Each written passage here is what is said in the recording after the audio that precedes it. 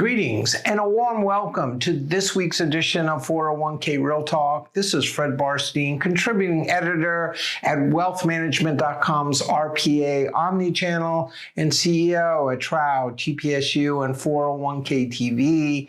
I review all of last week's stories and select the most important and interesting ones, providing open, honest, and candid discussion you will not get anywhere else.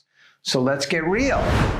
First story, as Yankee great Yogi Berra once quipped, it's deja vu all over again, as a Texas court where regulations go to die issued a stay on the DOL's latest edition of their fiduciary rule.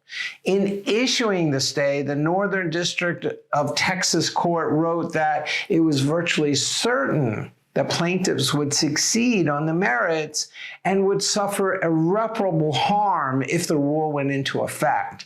They also noted that there was no pressing need that the rule take effect on September 23rd. Did the overturning of the Chevron case, which had given deference to agencies over courts interpreting ambiguous laws, have an impact? Will a new administration either change the DOL's posture as it did in 2018 when the previous fiduciary rule was vacated? And will it really take an act of Congress to get this rule implemented?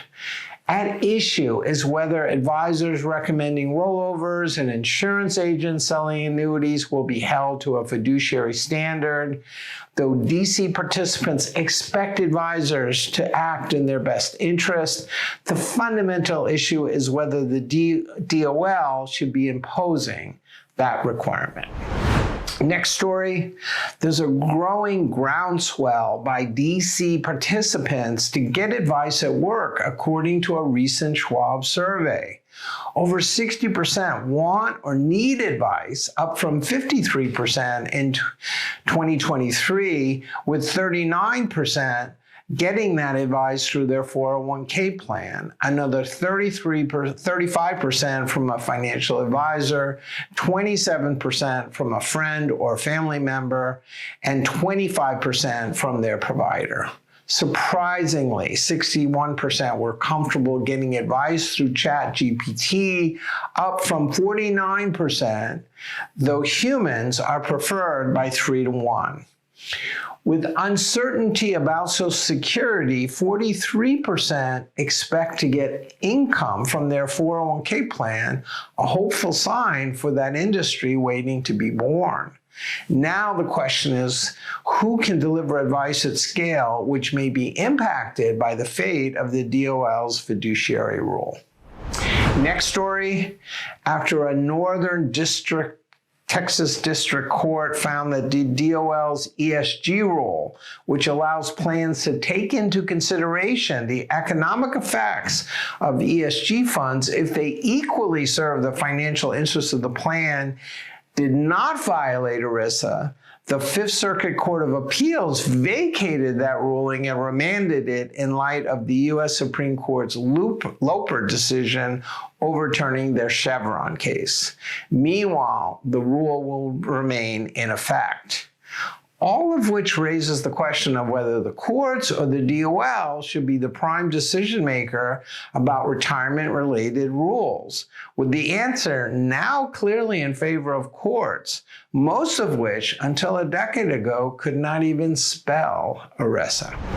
Finally, the defined contribution industry is abuzz with the potential for advisors and providers to leverage the convergence of wealth, retirement, and benefits at the workplace. And while there are a few skeptics and also a very few advisors and providers able to fully participate, so is the convergence a fad which only a select group will benefit from and not really take off like we have seen so far with retirement income? Or will it define the winners and losers in the DC world? Read my recent wealthmanagement.com column outlining the case for and against convergence and make your own decision. So those were the most important stories from the past week. I listed a few others I thought were worth covering, including annuities have arrived in target date funds, forfeitures have become a hot litigation touch point, Boston College academics question whether PEPs are the answer, the RIA M&A market stays strong, and Paychex passes 120,000 plans. Please let me know if I missed anything or if you'd like to comment. Otherwise, I look forward to speaking to you next week on 401k Real Talk.